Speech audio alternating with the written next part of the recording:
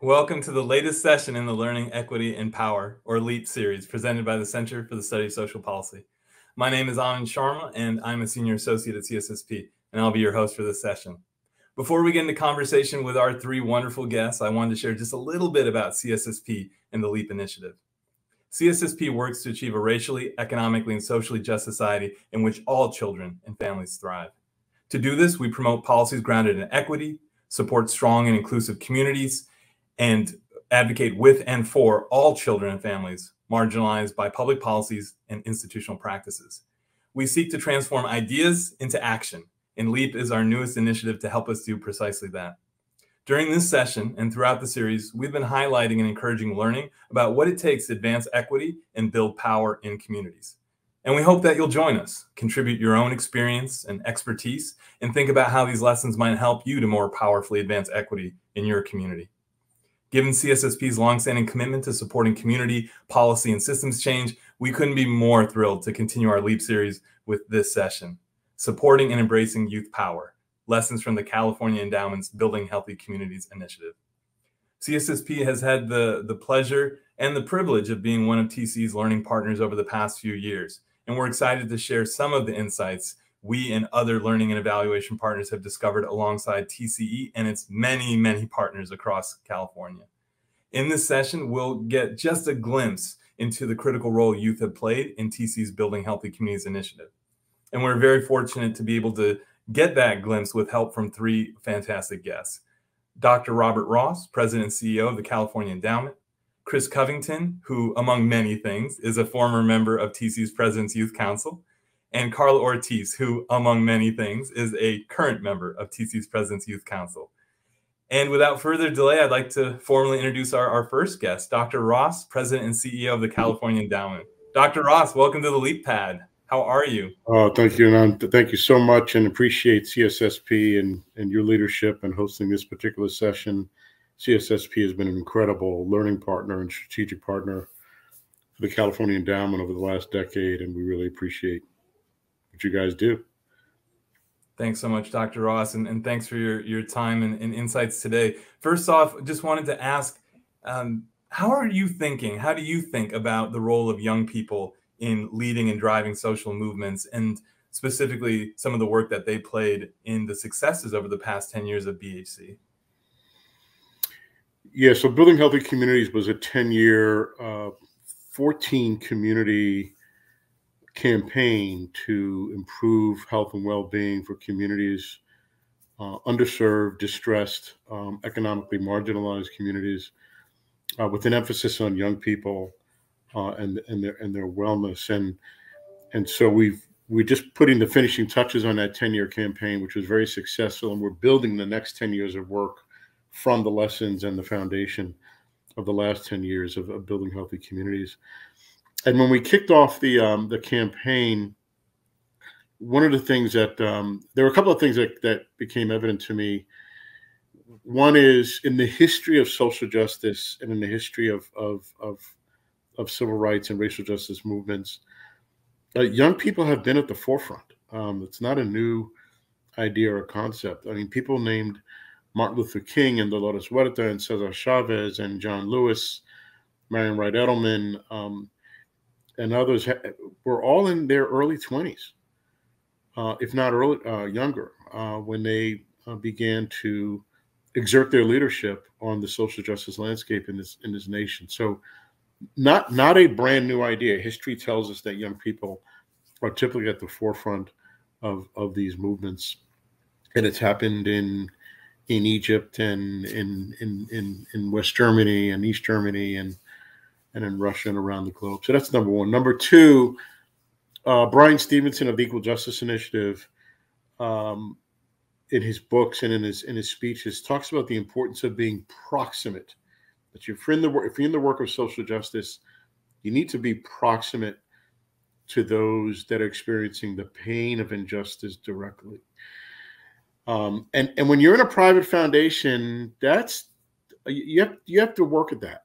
A private foundation can be a very insular and sheltered existence because you can be so far away from the pain. And then thirdly, we're embarking on this campaign to help improve health and wellness in young people.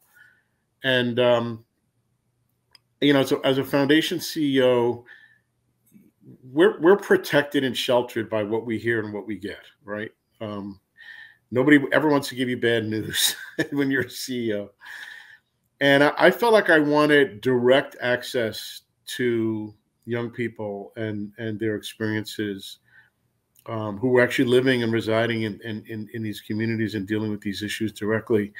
And I didn't want it filtered by a lot of staff. I didn't want to be sort of managed and handled by it. I just wanted face time, space time with young people directly on some regular basis. And ended up, we started out 3 or 4 times a year, and just hear from their experiences. And it's been the most rich and profound and thought-provoking thing I've ever done in my 20-year career in philanthropy. I just learned so much from these young people and continue to. That is hard to get from a memo or a report or a slide deck, right? And so we leaned into emphasizing authentic partnership with young people, and it's paid off for our foundation in many ways, strategically, morally, spiritually. It's been a great ride. Thanks, Dr. Ross. Appreciate you giving that background on BHC and some of the origins of the President's Youth Council. I wanted to ask you one question before we bring in some of the other guests. You've spoken just now in other conversations about the moral and strategic value of authentically partnering with youth. I think folks probably get the moral aspect, but can you talk a little bit about the strategic value and maybe give folks an example of how partnering with young people differently really influenced the course of BHC? Yeah, and I could give several examples. I'm going to pick out one because it was an issue, a strategic issue that was brought to us by young people that we had commissioned consultants to help us do environmental landscapes on strategy, on health policy, and this issue never came up with the consultants that we retained. We heard directly from young people, actually at a meeting in Fresno. For the first time, we heard about it at a meeting in Fresno. I took my board of directors to a site visit at our healthy community site, building healthy community site in Fresno, and we spent an evening with young people from the community, and they wanted to give us their view of what would make a healthier community for young people in that particular Fresno site. And they told us about school discipline issues. School suspensions and expulsions, and that young people, particularly young people of color, were being criminalized in school settings for mental health and other kind of counseling needs, and for acting out, and that was the pipeline, part of the pipeline to incarceration in these communities, is when these schools marginalize and stigmatize these young people by punishing them for behaviors that require support and engagement. And so we heard that. The board looked at me like, did you know about this? And I had to sheepishly say no, didn't know it was an issue. And we started looking at the data, and the data told us that the young people were right. There was an epidemic of expulsions and suspensions that swept the nation ever since the whole zero tolerance thing in schools and the drug epidemic and the crack cocaine epidemic, and the data were pretty powerful. The more often you were suspended, the more likely you would end up dropping out and ending up in juvenile hall. And so we listened to these young people, and then we were hearing the same stories in South LA, in Long Beach, and in Richmond, in Alameda, in Oakland, and that turned into a community youth movement. Where young people and organizations gathered and collected together and started moving a systems change and policy and activism agenda that led to policy changes across all of the 14 healthy community sites. Some bills got to the governor's desk. The governor signed most of them. And, several years later, school suspensions are down 50 to 60% in the state of California. So that one was youth framed, youth driven, youth engaged, youth led. We wrote the checks and make sure folks had support. Other foundations came on board as well. But that's an example of what happens when you give young people the license and the ability and the capacity to lead. Thanks, Dr. Ross. I think that's a great example and really emblematic of not only sharing power, listening to young people, helping them to guide strategy, but also the very broad view that TC took in terms of what constitutes health equity and healthy communities. So appreciate you sharing that. I want to bring in our next guest, Christopher Covington, who again does many things, but is joining us to give perspective as a founding member, one of the early members of the President's Youth Council. So Chris, how are you doing? Good morning, everyone. Thank you for having me. My name is Chris. My pronouns are they and he. I'm joining you all. I'm actually occupying native Tongva land known as Long Beach, and I'm so excited to be here in this conversation with everyone. So Chris, would love for you to just share with folks a little bit about the early involvement that you had in BHC and as a early member in the President's Youth Council. What are some of the things that really stick out to you about the work that you all did in those early days of the PYC? Yes. So in the early days of the PYC, I joined the PYC when I believe I was 21 years old. And at that time, I was supporting our campaigns here in Long Beach around reducing the suspensions of students. And I myself, I was pushed out of school. I acted out in school. I needed support. I was having troubles in the home. And the school, instead of offering me the support that I needed, they said, "We can't support you." And I was pushed out.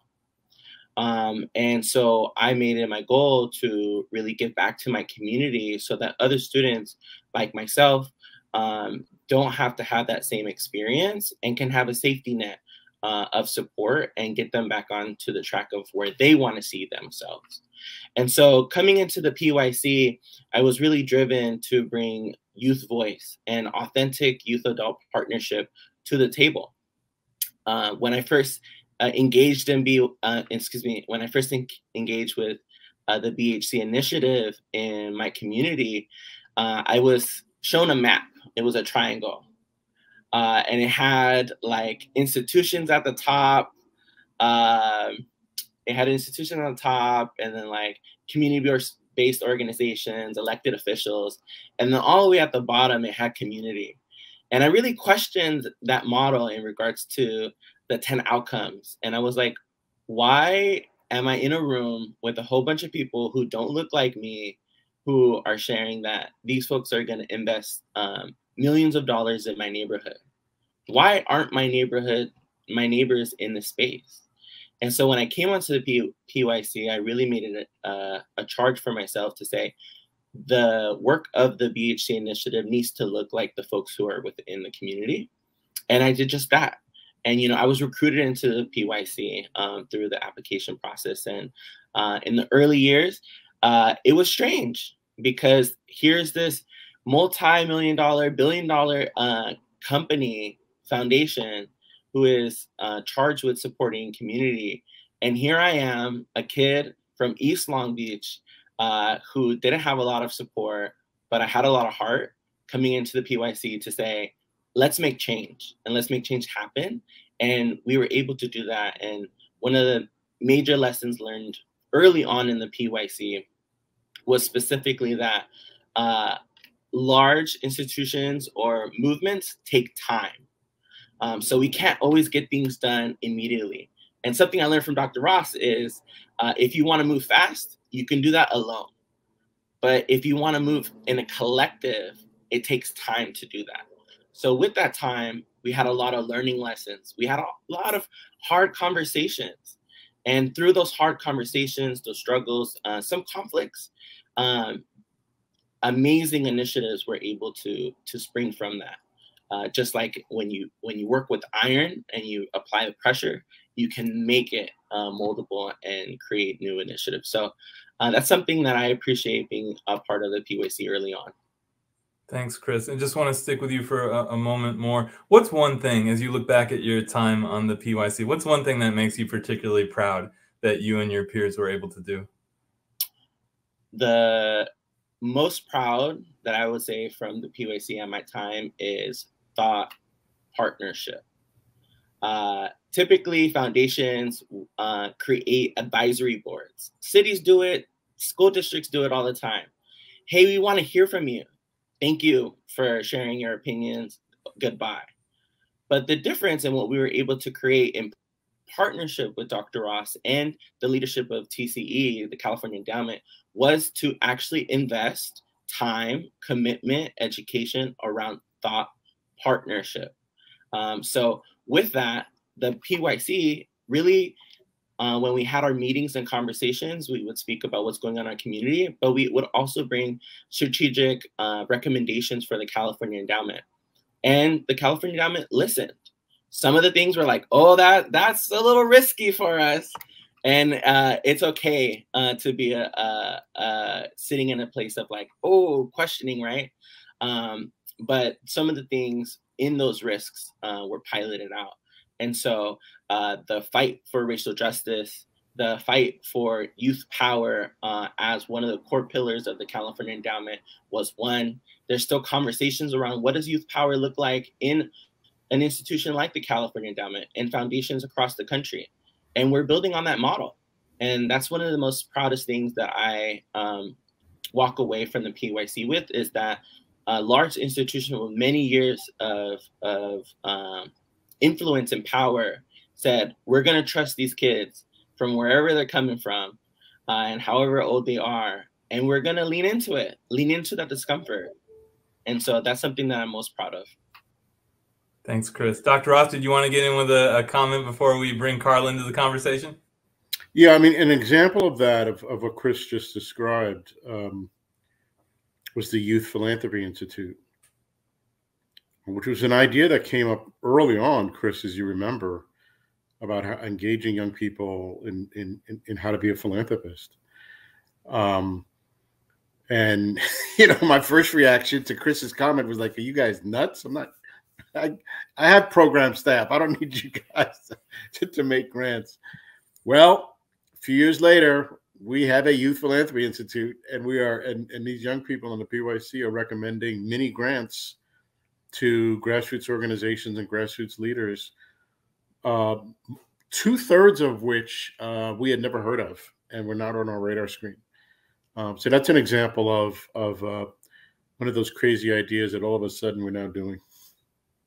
Thanks, Dr. Ross. You provide the perfect segue to our final and guest for this session, Karla Ortiz, who again wears many hats, does many things, but is here in her capacity as a current member of the President's Youth Council. So Karla, welcome to the Leap Pad, and feel free to tell folks a little bit about yourself.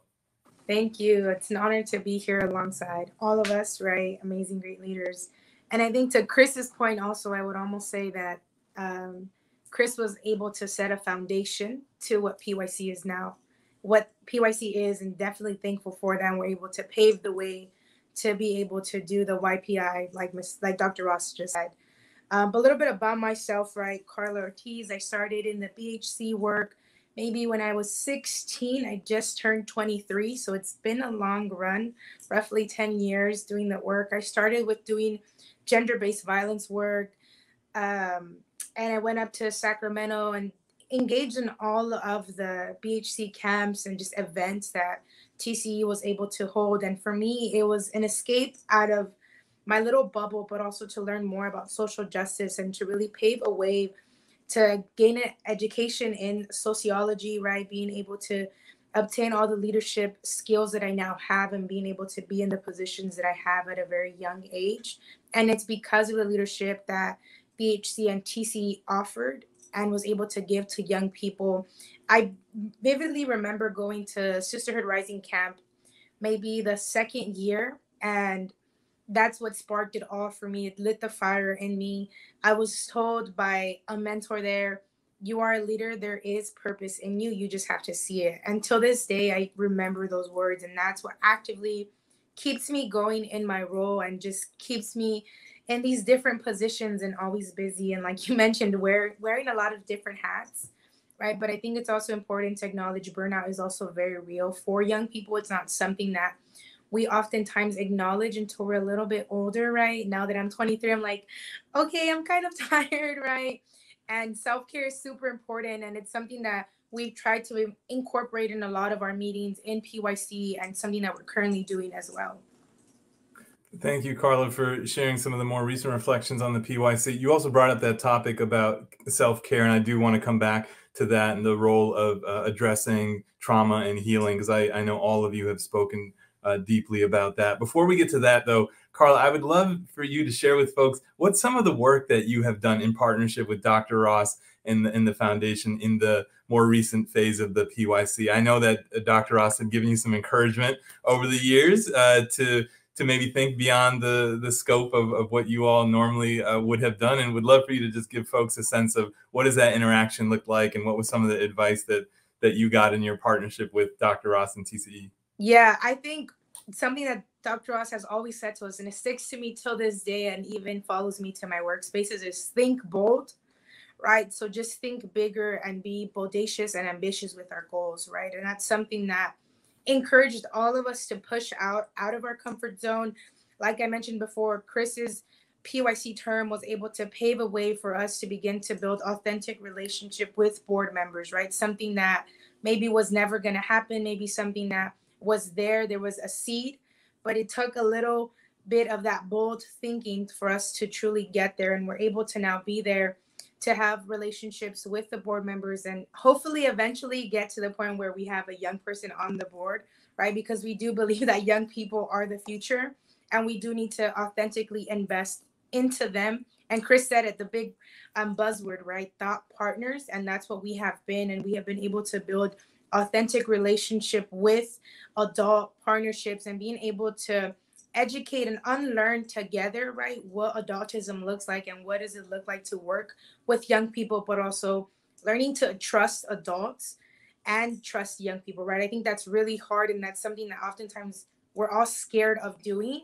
but we have to be bold in taking those walks of faith almost, right? And trusting the process and trusting, like Chris said, if we want to do something as a collective, it takes time and we have to be patient with that, but also allowing ourselves the grace that if we mess up, it's okay because it's a work in progress and we're always learning. It's not a mistake, but it's more like these are things that we learned from and how we can be better for the next time around. Thank you, Karla. Dr. Ross. If I can add to that, so just an example of the trajectory. It's called the PYC, is the President's Youth Council, but in recent years, I would report in my CEO report at the board meetings. I would report on my experiences and our experiences with the PYC, and the board kind of got jealous. They were like, "Well, wait a minute, why is it your youth council?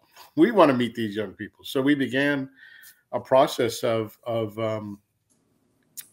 engaging the PYC with the board and vice versa. And so we haven't renamed it yet, but the PYC is really now the California Endowment's Youth Council and even the board's Youth Council. So we now have kind of a mentoring partner relationship, kind of paired.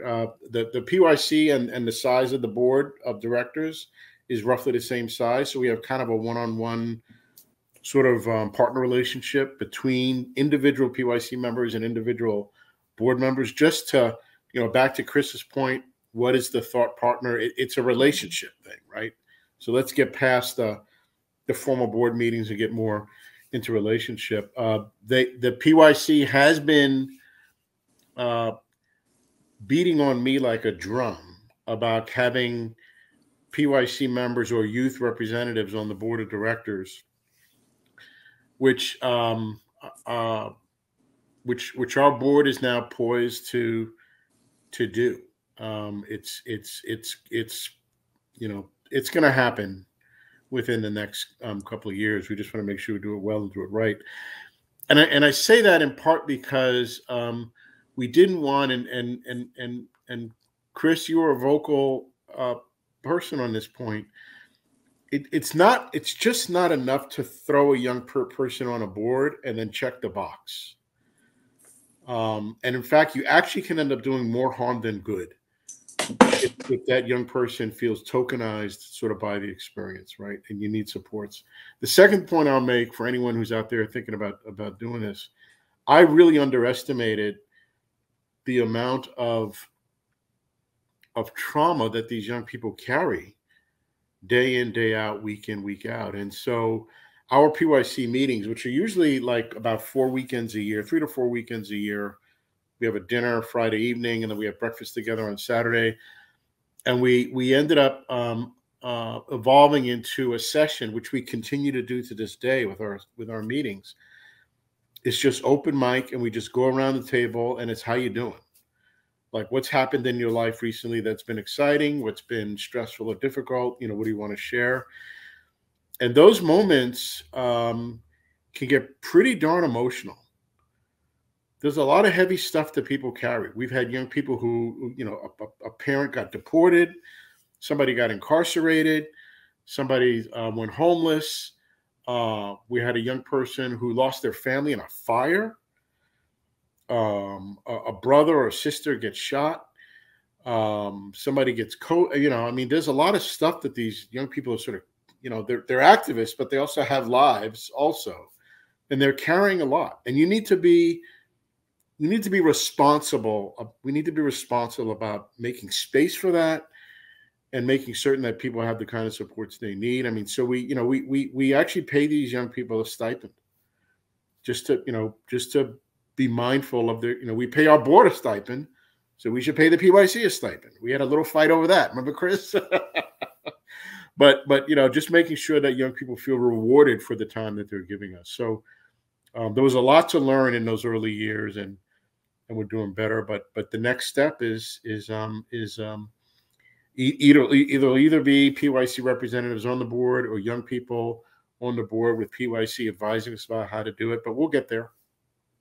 Thanks, Dr. Ross. I saw some nodding and some smiling. So I would love to give Karla and then Chris a chance to get in on this. And if you have any thoughts or reflections to this conversation about, the importance of creating space, acknowledging and addressing trauma that your peers, when you were serving on the, PYC, Chris, or as you're serving now, Karla, may be bringing in the need to create that space, or just your thoughts on kind of the future, what you'd like to see next in terms of youth engagement with TCE or philanthropy more broadly. So Karla, just want to give you a chance to kind of jump in on this last bit of conversation.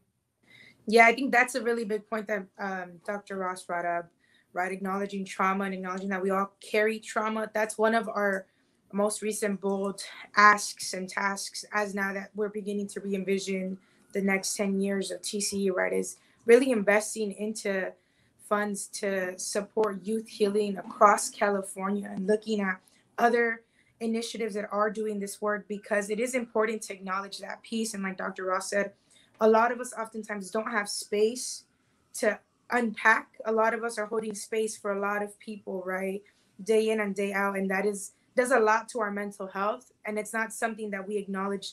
Oftentimes it's very taboo within our cultures that we don't talk about mental health. We don't talk about burnout. We don't talk about the depression, anxiety that we're feeling, or just a lot of baggage that we're carrying. But PYC has been able to offer that space and those tools for folks who have never done healing work, who have never sat in circle, who have never been able to talk about what's going on at home with anybody else. And TCE and PYC is very intentional about holding those spaces and providing resources for that as well. Thanks, Karla. Chris, would love to get your thoughts either on this conversation or just kind of your hopes as you think about partnerships between youth and TCE going forward. Yes, it's definitely, now that I've been off of PYC for quite some time, it's music to my ears to see how the PYC and the California Endowment are progressing forward. And it's important that all foundations really take into consideration the trauma and healing component, because it still happens. In August, my cousin was murdered walking down the street. A school police officer shot and murdered a young person named Mona Rodriguez here in Long Beach on September 27th. So it's happening. And I appreciate all the work that is still going forward, because through strategy, structures, investments, the humanness kind of gets lost behind. And it's important that at the end of the day, we remember that we're in an interconnected community that needs support, and to never forget about the humanness of it and invest in that work. And so that's something that I'm really appreciative of hearing, that's continuing. And that's something that I would definitely love to have folks remember as we talk about this work.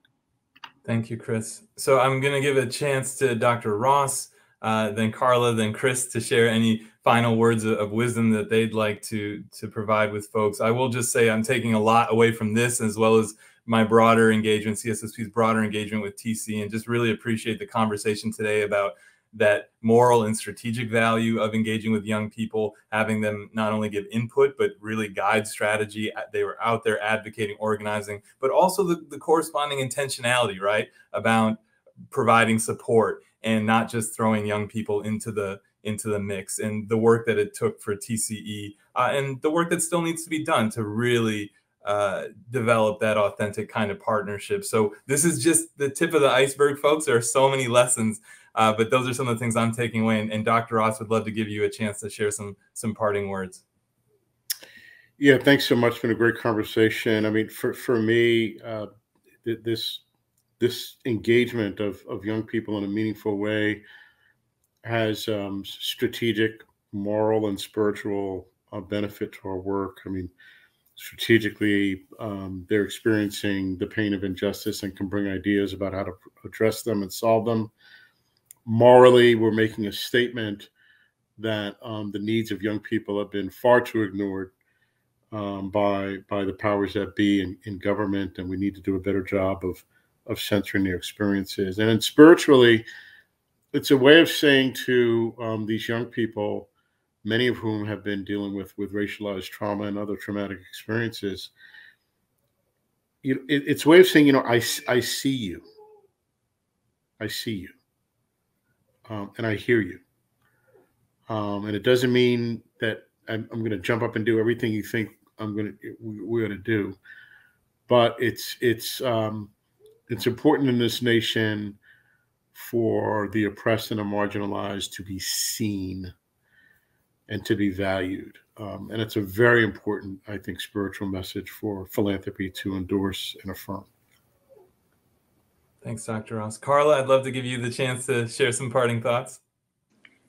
Yeah, I definitely would say that young people are ready, they're hungry, and they're looking to organize. And especially in the political climate that we are in, a lot of young people are looking for space to be seen and heard. And it's important to just trust young people. They are ready. It's a matter of just giving them the space, the resources, and the trust.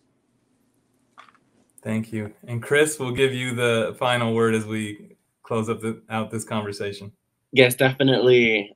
Just want to reiterate something that Karla shared earlier about being bold, and to touching on the thought partnership, to lean into the uncomfortableness, take risks.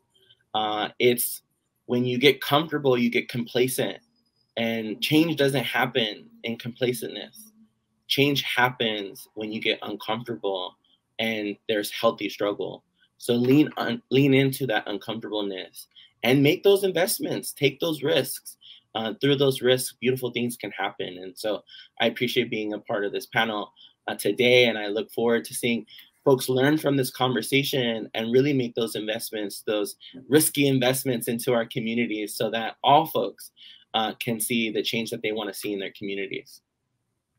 Well, thank you, Chris, and thank you also to Dr. Ross and Karla for their time and their insights. I've learned so much from today's conversation and getting the chance to get to know all of you leading up to today, and just want to also acknowledge the thousands, literally thousands of people, particularly young people across California, who are a part of the stories that we just started hinting at today. So I know that's a lot of advocacy and organizing and work from Karla and Chris, but there are thousands of folks who made these stories, these lessons possible by advocating and speaking up and speaking truth to power, and really having the courage to do that. And just want to acknowledge all of their efforts as well. If you were intrigued by this conversation, if you're left wanting more, that's the point. There's a lot of resources that you can check out to learn more about lessons and insights from the California Endowment and their work over the past 10 years. So we hope that you'll check those out. There are other LEAP sessions that you can check out. And we hope that this is really giving you some food for thought and some inspiration about how you can advance learning and advance equity and build and share power in your community. So thank you so much for taking the time. Thank you for the work that all of you are doing in your communities. And we hope to see you again soon. Take care.